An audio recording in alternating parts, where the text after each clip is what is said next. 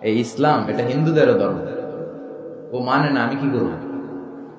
কথা কন। এটা খ্রিস্টানদেরও ধর্ম, এটা বৌদ্ধদেরও ধর্ম, এটা অগ্নি উপাসকদেরও ধর্ম, এটা সবার ধর্ম। ও মানে না তো আমি কি করব? এটা তো ওরও ধর্ম। এই ধর্মের রাস্তা সবার জন্য খোলা। সুবহানাল্লাহ কইবেন না?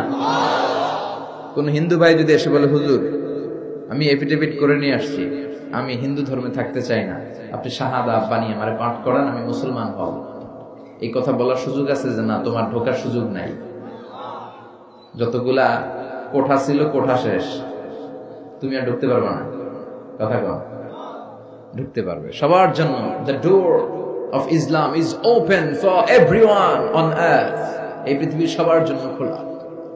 কিন্তু আপনি ইহুদি ধর্মের দিকে তাকান। ইহুদি ধর্মের একটা পদ্ধতি হচ্ছে, কেউ চাইলে ইহুদি ধর্ম গ্রহণ করতে পারে না। এটা জানেননি আপনারা? খ্রিস্ট ধর্ম গ্রহণ করা যায়, ইসলাম ছেড়ে দিয়ে আপনি খ্রিস্ট ধর্ম গ্রহণ করতে পারবেন। এই জন্য দেখবেন অনেক ব্যাপটিস্ট মিশনারি আছে বাংলাদেশের পাহাড়ি এলাকায়, ওখানে নৃগোষ্ঠী চাকমা টাকমা এদেরকে খ্রিস্টানরা খ্রিস্টান বানায় ফেলা। তারপর উত্তরবঙ্গে মঙ্গা পীড়িত এলাকা, ওখানে টাকা পয়সা দিয়ে আমাদের অনেক মুসলমানরাও খ্রিস্টান বানানোর চেষ্টা করে, কারণ খ্রিস্ট ধর্মে এটা আছে।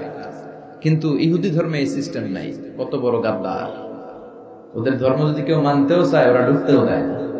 বাই বর্ন ইহুদি হইলে সে ইহুদি, তাও বাবা ইহুদি হইলে হবে না, মা ইহুদি হইতে হবে। কথা কন।